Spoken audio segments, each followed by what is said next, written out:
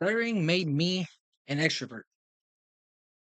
I didn't realize I had a stutter until I want to say the third grade.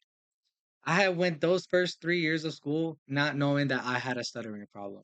I genuinely thought that it was just something that everybody went through, and, one of the biggest things when I was a kid is, I had to kinda stutter where I would have a prolonged pause, through, like, each of my words, so but it would happen the most when I was excited to talk about something. So if I liked a new game, I'll be like, "Hey, have you seen the" and then I would just get, like, a prolonged pause, and then the game that came out, right?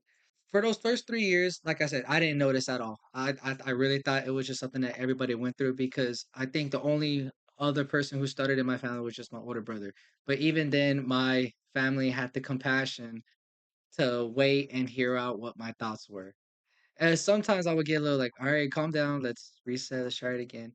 But the reason why I bring this up is because stuttering is a big part of my life. Or I think if you were to ask somebody what are some things about Elijah that make him distinct from other people other than my personality, they would say that it's my stuttering. Because when it comes to me and my stuttering, that I'm older, not a lot of people point it out in comparison to when I was younger. Because that's just who I am. You're not gonna interact with me unless I stutter a couple of times within our conversation, right? So, people look at stuttering as if it's a nerve. They're like, "Oh, like I don't want to talk because I feel like I'm a stutterer." Or, "Oh, I'm afraid to introduce myself to somebody because like I'm afraid that I'm gonna keep repeating the word. I'm gonna have a prolonged pause, or I'm just not gonna be able to get the word out of my mouth, right?" But you need to embrace the little things that make you you. I didn't love my stuttering. I didn't. I hated the fact that it took me a long time for me to introduce myself to somebody. And my name is Elijah, so I had a lot of problems with my vowels. I have problems with my E's, my P's, my M's. Honestly, I have trouble with every single letter that I have to begin. I stutter on the very first part, but once I get over that little hump, then I could just flow away as I'm doing right now. I'm pretty sure you noticed it in some of the previous videos that I've uploaded that I tend to get stuck on certain words, especially when I'm very passionate about the idea that I'm trying to get out, right? Um, but this is to go to say that this may be an extrovert because it helps me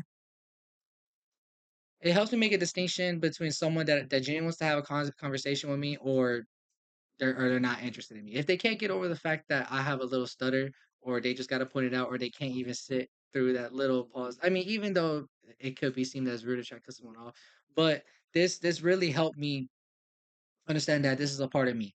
Once I got better at accepting the fact that I stutter, it's honestly in every lifetime I would ask for a stutter because, like I said, I've been that way my whole life, and it didn't stop me. So whether it's a stutter or you have like a weird little quirk that people like to point out or that you don't like about yourself, I say embrace it. I say embrace it because, like I said, it makes you you. You have to understand there's 8 billion people on this earth. I think it's 8 billion. It might be 9, but every little person is different. Obviously. So you need to embrace the fact that that's what makes you that one out of the bunch, right? So yeah, yeah, embrace your quirks. Embrace your quirks, because why not? What's the point of hating yourself? So love yourself, embrace your quirks, and whatever thing that you may see as bad and that's hindering you, it's actually the opposite of that. It's the total opposite of that. I think because of my stutter, it made me a more gentle person. It made me more extrovert because why stutter and be quiet? Why be the one off to the side and not talk to anybody because I have a stutter?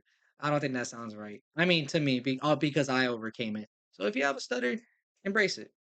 Embrace it. You gotta love it because hopefully it goes away soon. But chances is probably not, because like I said, I've been had this my whole life, and I barely became conscious of it from other people in the third grade. But I didn't let that stop me. So, like I said, love yourself. Embrace the things that you think are bad, because they're good. Never make you you. Alrighty. I'll see you guys in the next one.